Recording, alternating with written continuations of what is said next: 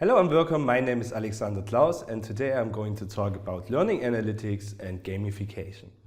First of all, my agenda is as following. The first topic will be learning analytics basics. Then I want to talk about the usage of learning analytics, and in the next step about the usage of learning analytics methods for gamification and the gamification basics, designing gamification, gamification elements, and at the end give a short conclusion. Let's jump right into the topic and start with the learning analytics basics and the roots of learning analytics. The roots of learning analytics are in the field of network analysis. Network analysis was started by the time of the Second World War in the US, and one of the first scientists dealing with network analysis was Paul Lazarsfeld. Paul Lazarsfeld stated in 1944 that it is a very important topic for research: who talks to whom about what with what effect. The network analysis was enhanced and extended to the social network analysis since the 1970s by Wellman, and one main finding of the social network analysis was that we gain more knowledge from weak links in our social networks rather with tight links due to the approximation of knowledge with the tight connections. So basically this means if you have a friend that you meet like every day a week, the new knowledge you gain from those meetings is not that high because you know everything about him and all you talk about is what happened on a daily basis and little chit-chat. But if you meet new persons, maybe from a different field of science, and you talk about different perspectives, different background, different research fields, again, there is a lot of knowledge which is exchanged in this conversation and communication. So in social network analysis, one main finding was that there is a huge benefit of diverse social networks. This was further extended in tracing how learners develop knowledge by Corbett and Anderson in 1995, and in 1996 the focus went to knowledge discovery in databases, which is closer to the topic of educational data mining. And in the following years there was an appropriation of business intelligence concept by educational institutions that use the same techniques to analyze a different data set.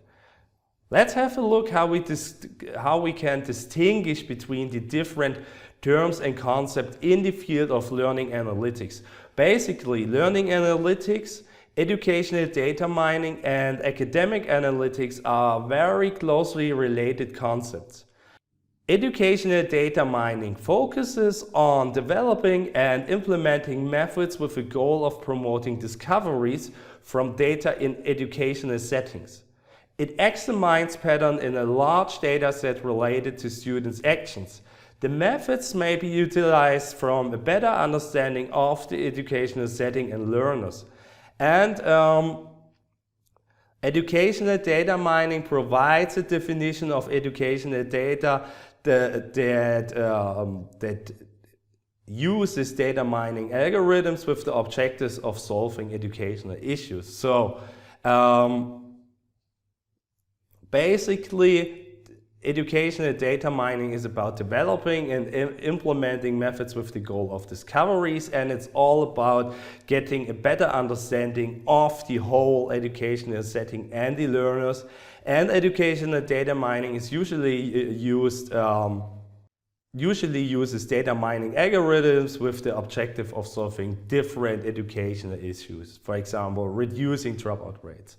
Academic analytics refer to an application of the principles and tools of business intelligence to academia with the goals of improving the whole educational institution's decision-making and performance. So it is more on a higher level. And the academic analytics combines large data sets, statistical techniques, and a predictive modeling. Another For us in the VCL context, more important definition is social learning analytics. Social learning analytics describes or focuses on the collaboration and interaction of learners in a social learning environment. And it doesn't only focus on individual learning outcomes, it focuses on learning in a group setting. So social learning analytics try to analyze how learners build knowledge together in their cultural and social settings.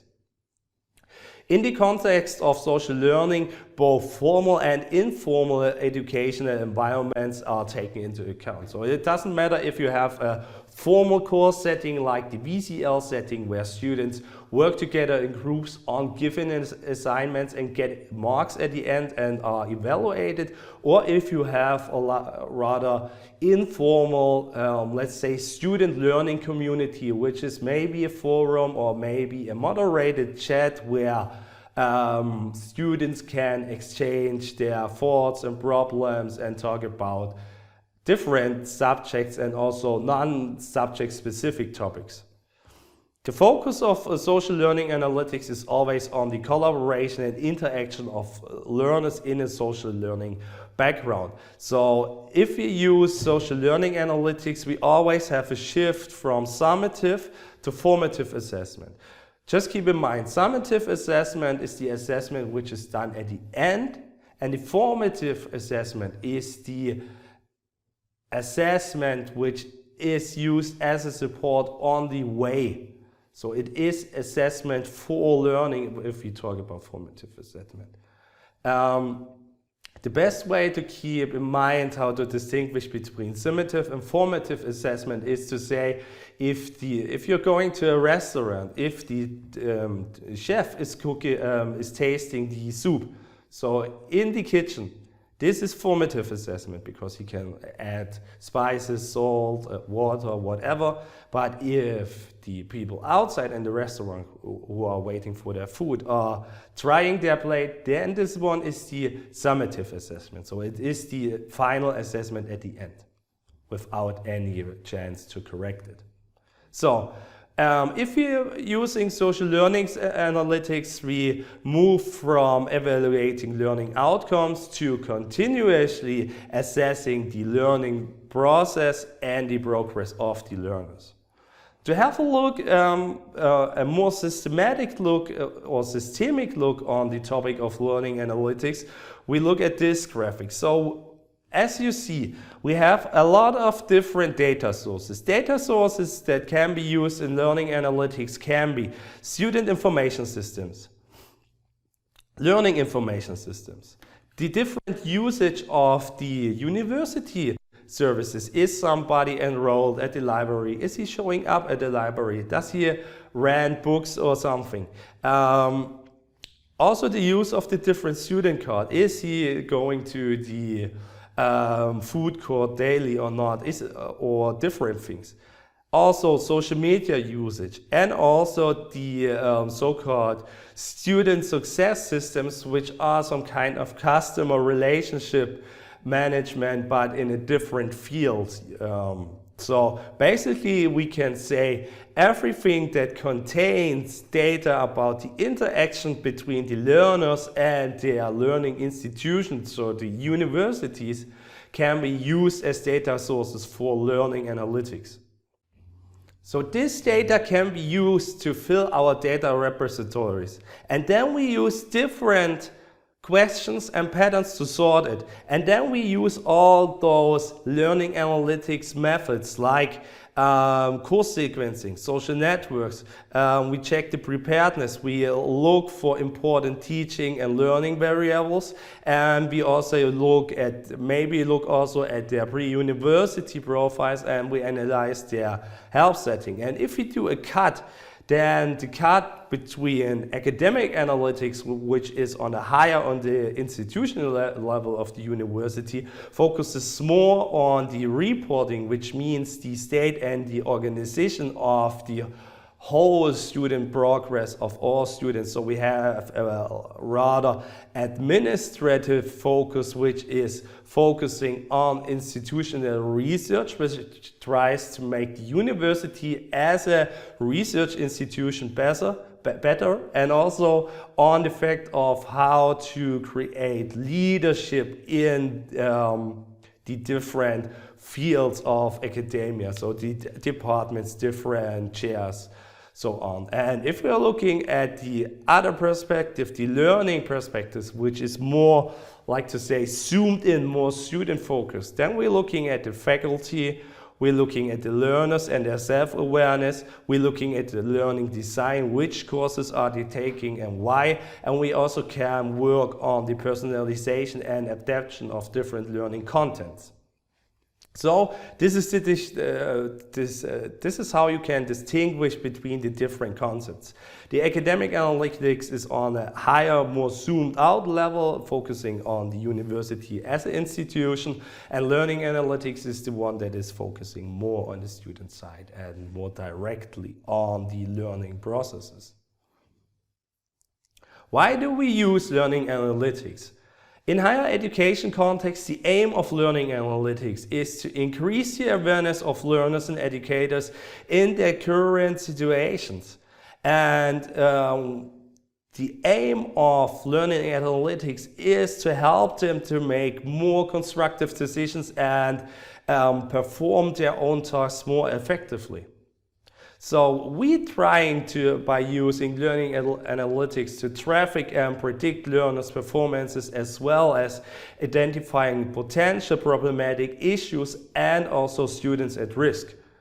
And for example, the Purdue University in the US used predictive modeling based on data collected from course management systems to identify students at a risk and provide them interventions with additional tutoring, additional help, maybe extra lessons. So they look for those students who have already problems going through the course program and are at a risk to help them to stay in the system. Please keep in mind that this is done in the US, because in the US for the university it's rather important that the students stay in the system because they are paying very high fees. Also, the data protection laws and the privacy laws in the US are very different to our European standards, which are very high, and such analytics would have been, I would say, a bit difficult in the European context. But no matter how, if we are looking at a question, why or when should we use learning analytics, we have this quote that says, whatever you cannot process in your head is worth learning analytics. So, and this quote refers to the amount of data coming at you. So if you're in a learning context, in a higher educational context, if these data sets are too complex how to say, just to look at them and work through them, then learning analytics and the analytics methods and techniques are the answer to handle those big sets of learning data. If you have a quick look into another direction and look how enterprises use learning analytics as a little excursus, they use it to measure the achievement of their different enterprise objectives, to establish a more success-oriented reporting and also provide a justification of existence. So they show that those networks in those enterprises, communities of employees, have an input that they work and that they produce something, and the something they usually should produce is a high level of exchange of knowledge and communication between employees. So the feedback of learning analytics in the enterprise context is based on quantified results and not only personal assessment. So the aim is to use learning analytics in an enterprise context for the monitoring of employee activities in the enterprise social networks to increase their efficiency and effectiveness.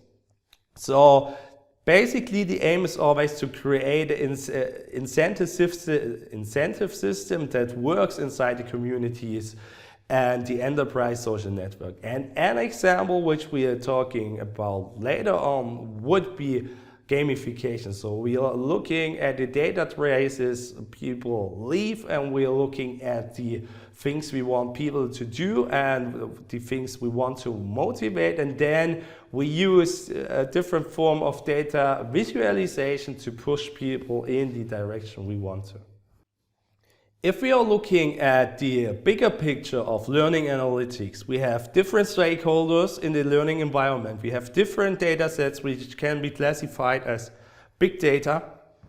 We have different techniques for analysis, and we use the data, interpret it to set different objectives and start different actions to optimize our learning environments. What are our constraints when we are looking at learning analytics? Now I'm moving to the left-hand side.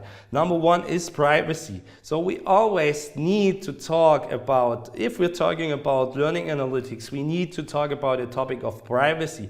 And privacy is basically the treatment of personal data. Which personal data are we collecting? Why are we collecting it? How do we store it? How do we proceed it? How do we analyze it? And all those things. Number two is the access. So who is allowed to view the data? Is it only a computer? Is it only an algorithm? Is it everybody? Are the data sets open, closed, anonymized, not anonymized? This is what we're talking about when we're talking about transparency. So if you're talking about learning analytics, you need to display very clearly what is collected, for what reason, and how is it analyzed. Therefore, we need certain rules, and these certain rules are given in the policy. So the policy is all the rules we need to establish when we're using learning analytics. And in collecting learning analytics data, in collecting those very private data sets, you always need to think about how can I secure those very private data sets. So security means that the security of the data sets should be confidentially integrated and always available. If we're talking about the next point, if we're doing analytics, we need to be sure that it is accurate. So accuracy talks about all the error areas of the analysis and the chances of misinterpretation, which I will be explaining later on a bit more in detail. Also, we need to think about what I said before when looking at the European Union and US in comparison. We need to think about the different restrictions that are out there in the world. So the laws that must be followed, all the guidelines given by the university, given by the state, given by the European Union or OECD, whoever. And the last point is the ownership of the data. Who is owning which data? If we have talked about all these constraints, we can start with doing analytics in the learning environment. And if we're doing learning analytics in the learning environment, the stakeholders we are focusing on are learners, instructors, researchers, and educational institutions. So basically everyone who has a connection to the university.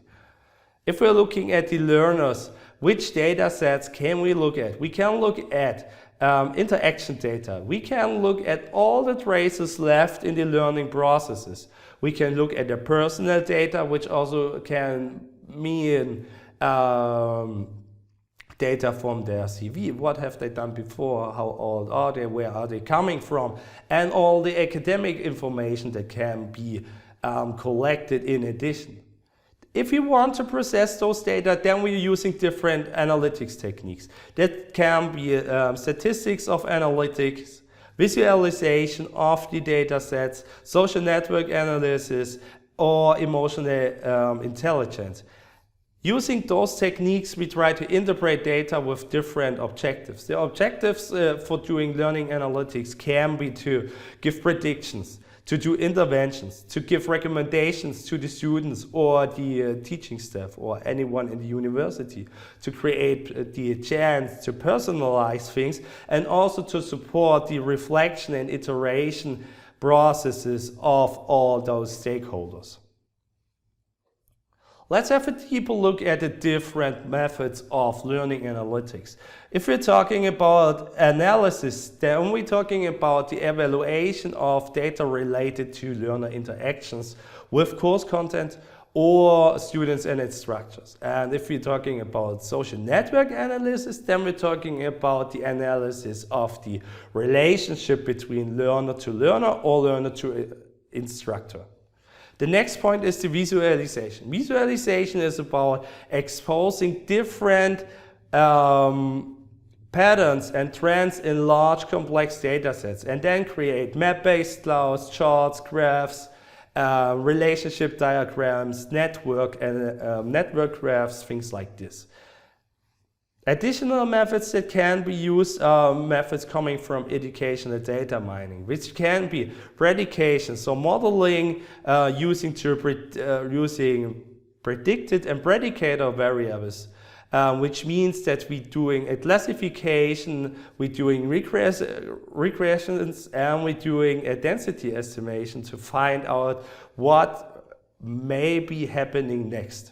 Another method that we can use on all those data sets is clustering. Clustering means to discover logical groups in data points and build clouds from them or different clusters.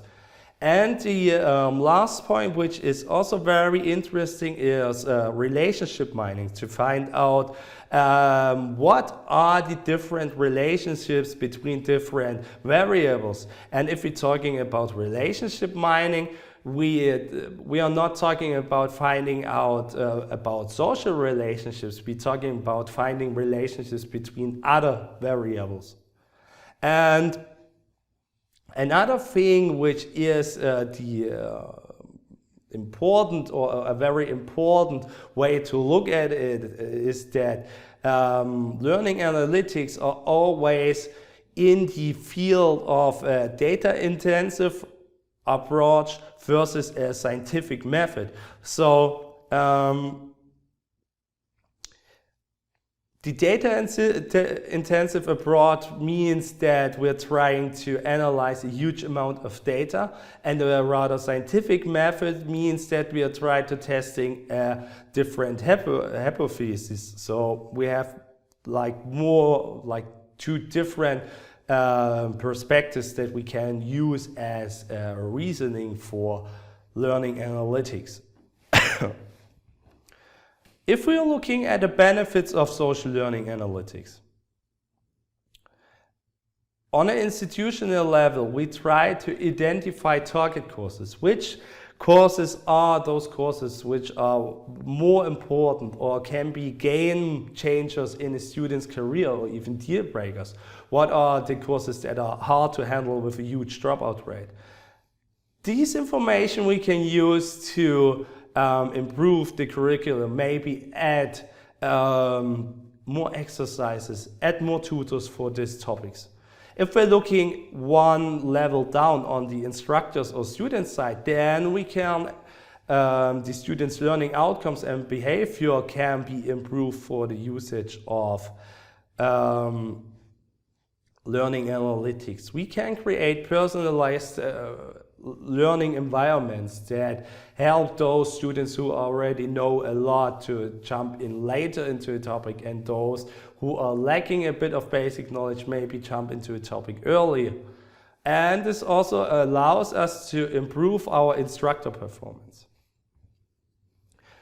Another thing in our VCLs is that we can use learning analytics to give feedback for us instructors or the e-tutors by different indicators, which means that we can have an overview about the different groups, about the different levels, about the different things that are happening there. And imagine if you have like 3 different groups and there are 3 other e-tutors that also have 3 different groups. You have 9 different groups. It is rather difficult to see from the individual perspective, while just looking at your group without learning analytics, how is everyone performing? And if you're using learning analytics, then you have a more condensed data set, and you can compare even your group even to those groups which you are not in, and you get a feeling for what performance level is maybe good,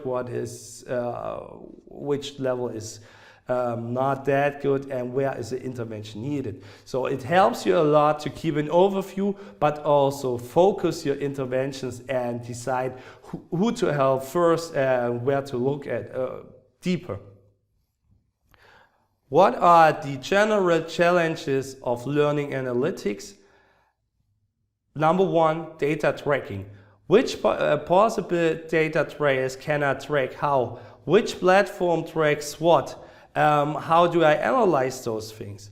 Number two, data collection, availability of resources, establishment of suitable social platform. Is the learner prepared for learning environment and knowledge acquisition in those platforms, and are those platforms configured in that way that we can produce data sets that have a meaning and can be analyzed? Number three is the evaluation process, the technical evaluation as well as the pedagogical view on the assessment of the evaluation. So if are we doing a rather formative evaluation or a rather summative one? Data analysis as the next point describes the careful selection of data. So what are we creating? Are we creating student profiles, or are we creating personas? Which data do we collect, and in which form do we analyze it? Do we analyze it anonymous or personal focused? Learning analytics always needs a very close connection to learning science. So we need to understand how knowledge develops and how to support the knowledge development. And the researchers need knowledge about the cognition, metacognition, and the pedagogy behind all those processes.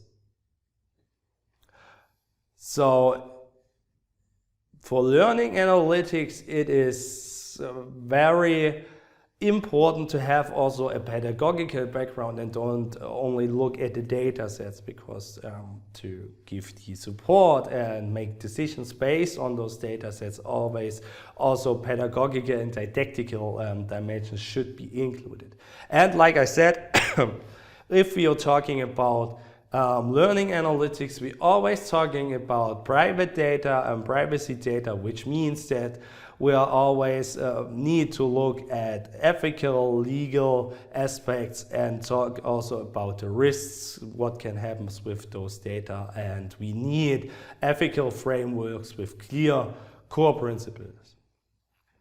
At this point, I want to cut my introduction for the basics of learning analytics and their usage and move on to one way you can use those learning analytics data. So basically to a form of data visualization, gamification, but it's like you will see in the next few minutes, it's rather more than just visualization data. It's a whole mindset about how to create environments that motivate people coming from learning analytics data. So if we jump into the topic of gamification, the first question we can ask ourselves is, why do we need gamification? And one thing that we see mostly in MOOCs, not collaborative courses, is that there are very huge challenges to find a way to keep the participants' motivation constant. And we see, looking at MOOCs, that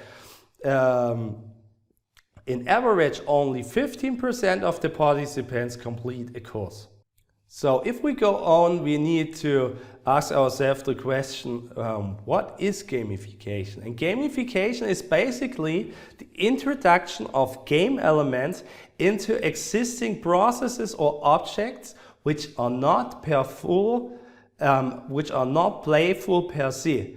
This means that gamification is not to reflect the normal working environment virtual. So a training for a pilot in a simulator of a cockpit where everything is built like the real environment. This is a simulation. This is not gamification.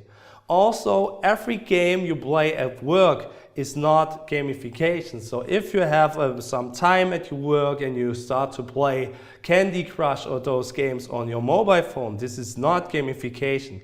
And all those games with company context are not automatically gamification. So I don't know if you know, but there are a lot of fun games you can play on your smartphone done by the enterprise Red Bull. Bicycle riding games and BMX games and skateboard games. And all those games are games with enterprise background, but there are real games that are not gamification elements. And also the use of independent learning games in e-learning is not gamification. So if you use a vocab trainer or a little game where you need to sort all those things which are fruits in one basket in the vocab trainer and sort the right vocabs and put things in the right order, such little training games are also not gamification. So, what is gamification? Gamification is the gameful design of different parts of an environment. So if we're designing a whole environment as a game in an educational context, we have a serious game. In a gaming context, we just have a normal game. If we are designing a whole environment for playing, then we have toys. And if we design parts of things, then we have a rather playful design where you can try different things out and move them a little bit around and such things. But focusing on gamification, what are the characteristics? We have different game design elements. We have games which are used in a non-game context. So learning your university is a non-game context. The enterprise is a non-game context. It is a design strategy as it focuses on the humans themselves and their motivation. And gamification focuses always on the participation and the involvement of the persons. And it aims directly on the emotions of the people playing in those game settings. To sum it up, gamification is a strategy for learner-centered and motivation in enhancing design of learning situations and learning environments through the use of game elements. What are the basic principles to design those gamification elements and gamification situations? Number one is meaning. If you create a gamification setting, you always need to add a meaning. So gamified applications must be associated with something that is important for the user in a certain way. A thing that is important for a lot of people is maybe sports, so you can add a meaning through these things. If you cannot add a meaning to it directly, then we need to wrap things up in a little story to make them more interesting and give them meaning. So a good example to explain this is this one. This little fella here on the left hand side has the same way home every day. It is a rather boring way home. It is very safe, nothing is happened, it's very quiet, and every day it's the same way. And to make it more spicy, to add more meaning, to make it more meaningful and important for him, this little guy does a very clever thing. He adds a little story which is very easy. He says that the full steps are safe and the lines between them are lava. And he uses this little story to spice up his boring way home into a huge adventure by wrapping things up in a story. So basically this means that gamification elements can only act as amplifiers for things that already have a meaning. And this means that one should include and support also the personal goals of the users, and the goals should be individually adaptable and related to short-term as well as long-term goals.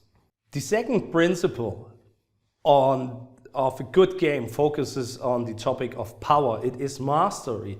So all the games need to support the feeling that you can achieve something, that you can be competent in one thing, and they should create fun and motivate to participate. And to do this way, a functioning game, an interesting game, needs always clear goals and rules. So you need to understand how the game is played, what needs to be done to win the game, why are you losing, what are the mechanics behind the game. So the goals and the rules of the game should be very visible and very clearly based on each other and understandable and transparent to understand and to know how to win. This is what makes it sometimes difficult to play games with very little kids, because they will change the rules every time and there are no rules, and at the end everybody is throwing things around the table and there will be huge arguing because there are not that clear goals and rules on how to win a game. The last thing that we need as a gaming principle is our autonomy. Autonomy needs that we need a time and a safe space where we can play things. And we need also tools to play with. And a good example for this one is the sandbox. The sandbox is basically just a safe space to play. People go in there and have time, and everything which happens in there is up to their imagination. So it can be a huge construction site, it can be a war zone, it can be a tunnel system or a racing track, whatever. All you need is the people who are in there, which have time, which have something to play with, the sand and different tools to escape it and work around with it. So all gamification elements need also autonomy and time to play with them. If you're designing gamification, you need to think about the different player types, because people are not all people are playing games the same way. We have different types of players. And number one on the left-hand side is the philanthropist. The philanthropist is the social-minded guy, a user that likes to take over responsibility and cares for others. He needs a big goal, he needs a higher meaning, and he needs a deeper meaning and the inherent benefits of things. Often people who are tutors or supervisors or people who are working in social projects and associations are those philanthropists. And they're always looking for purpose. If you're moving on to the socializer, he is always looking for relatedness. So he is looking for things on a social basis. He is more interested in interaction with others, in communication and comparison. If you're moving on to the players are those guys who are most or can be motivated by gamification in the best way, because they are the sports guy which are focusing on rewards. So they are looking on their own advantages. They are strongly driven by classical gamification methods. So they're trying to be the best and they always want to be in the first place and win something. They experience an action as the main motivation. A bit different is our achiever. The achiever is more looking for mastery. He wants to climb steps up. So he wants to experience a progress. He wants to have clearly communicated goals, what needs to be done this week, next week, and the week after. He is more development driven and he wants to understand the facts in their complexity and he wants to dive directly into them. The last one, no, not the last one, is the free spirit. The free spirit needs creative freedom. He needs unconventional paths, different ways to work around. And if you're thinking about computer games, maybe it's not a big thing anymore, I don't know, but Minecraft is a great game for those free spirits, because basically you can build everything and do whatever you want, or the game Sims, where you build a huge house and those guys can do everything they want. And if we're staying in this gaming context and we move on to the last player type, the disruptor wants to disrupt existing systems and find gaps. So if we are staying in the computer or gaming terminology, those guys are those that cheat, that use different codes and try to find ways around, or shortcuts, different cuts, or also if you're a bit deeper in the gaming context, those guys who are creating mods, unofficial extensions to the games. Those are the disruptors which are trying to create more and build around the engine of the game more information. So what motivates those different player types? The philanthropist is motivated by purpose. So he is looking for serious fun. He needs knowledge sharing with others. He is also can be attracted by gifting, by access to limited things. He needs meaning and he wants to take care about others. The socializer is a bit different, as he is looking for fun with people, but he is also interested in having a high social status in those hierarchies, and he is focusing on social discovery, collaboration, but also, as he always competes with the others, he is affected by social pressure and can be triggered by it. Our player type, like I said, is the sports guy. He wants points, badges, leadership, a virtual economy, and in the best way, a huge trophy at the end. If we're looking at the achiever, things are a bit different. He is focusing on hard fun, moving up, leveling things, playing, trying again, learning things, use them again. He is looking for challenges, different quests or levels, and he is always looking for progression. And at the end, a thing that is more important than getting a huge trophy for him is getting a nice certificate to put on his wall. If we're looking at the free spirits, those guys are not interested in those things. They want to have easy fun. Just move some pixels, find Easter eggs, create things on their own, customize things, be creative, find unlockables, and use all those tools in the way they want.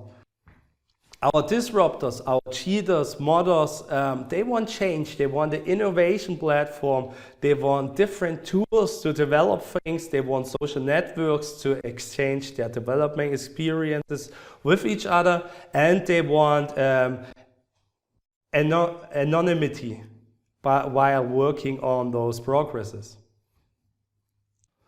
So if we're talking about designing gamification, we need to have a deeper look at game elements. And game elements have all the same structure. At the top of this pyramid, we have the dynamics. The dynamics are the relations in the game world that cannot be directly integrated into the game. Those are the highest form of abstraction and can be emotions, a narrative, the progress and improvement, and also the relationship building, which is created through a game. Those are described as dynamics.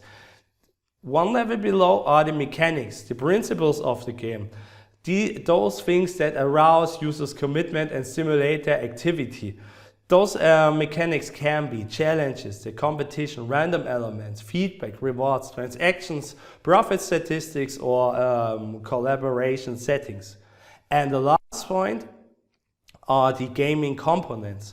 So the elements which are implemented to reach those game levels. So are the specific characteristics of mechanics and dynamics. For example, the collection of points for different actions, or the buying of different virtual goods, or the creation of different quests.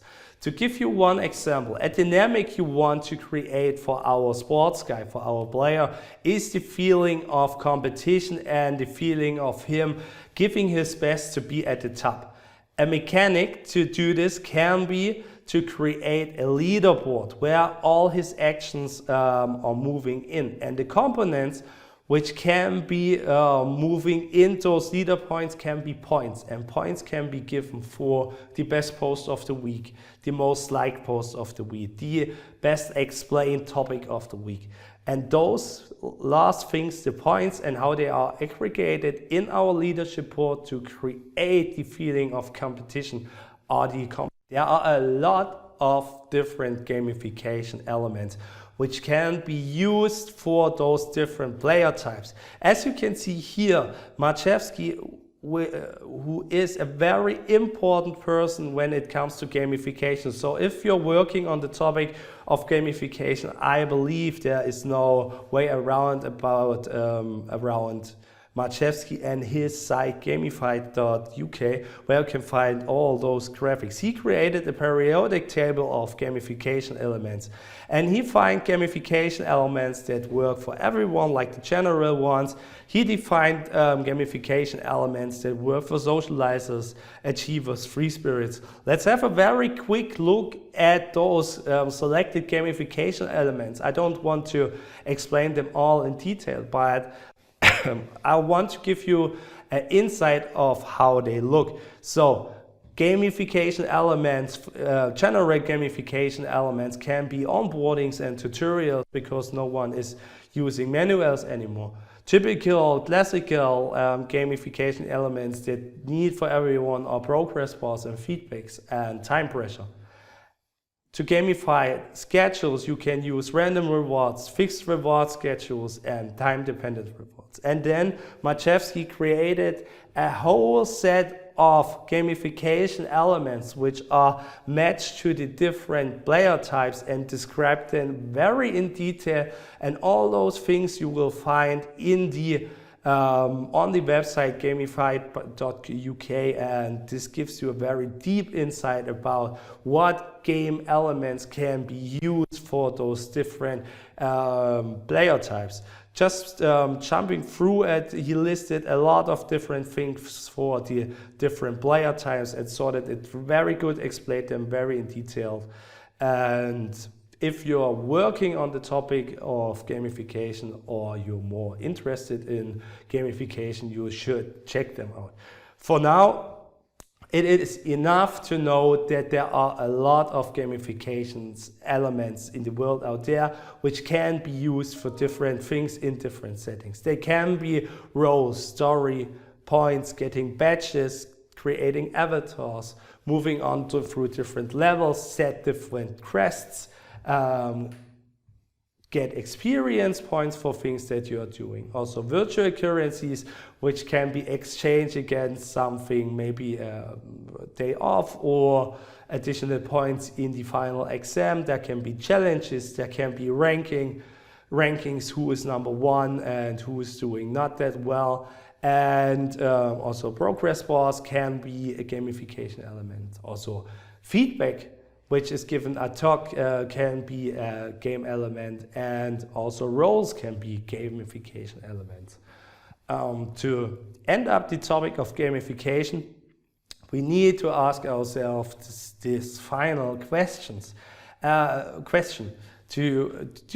What do we want? Do we want to gamify or not to gamify?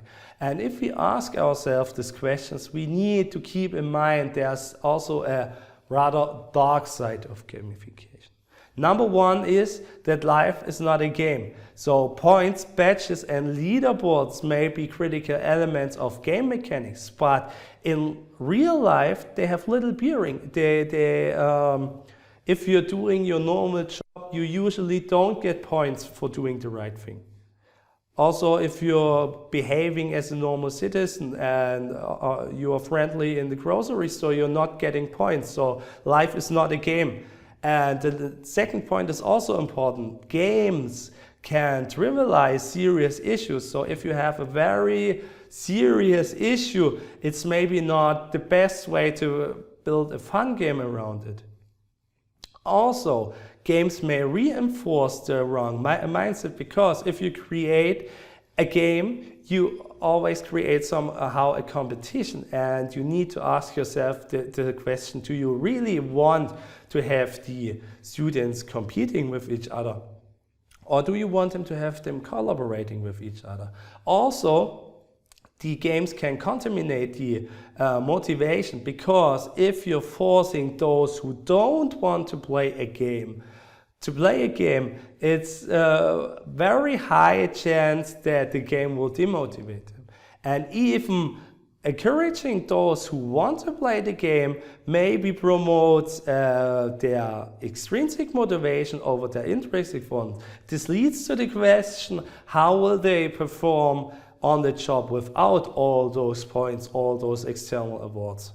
And the last point is that games usually will be games, regardless of the purpose of your game or its pedagogical foundation. Someone always tries to find a way to win the game, because there are always people who are not focusing on the gaming part of the game.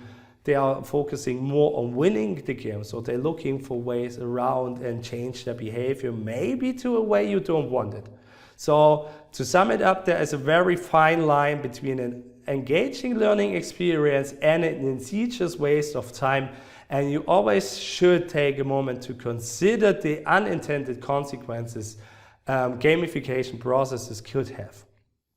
What makes gamification successful? To sum this up, you always need to ask yourself this question: what is the reason for gamifying your models or platform? How does it benefit the students? Will they enjoy it, or are you just doing it for research purpose or because it's fancy? You also need to recognize if your users are motivated by achievement of goals or the enjoyment of the experiences. Are they more the player types or the free spirits? You also need to think about, do they need structure and guidance or freedom to explore? And also you need to find out, are they looking for control of others or connections with each other? And the last point is self-interest in action or social interest in action. So to sum it up, most importantly, do not implement gamification if you're not willing to provide valuable feedback and reward positive behaviors. And you also need to know what is a positive behavior in your learning setting. What are the learning objectives that can be gamified? And the last point is acknowledging and rewarding a good performance, whatever that might be. It is the most important aspect of gamification, and this needs to be taken seriously and be prioritized. So to sum that up and give you a conclusion about the topics of learning analytics and how we can use those data in gamification settings. This is the end of this presentation. These are my sources. And now I want to say thank you for your attention and have a nice day. Bye.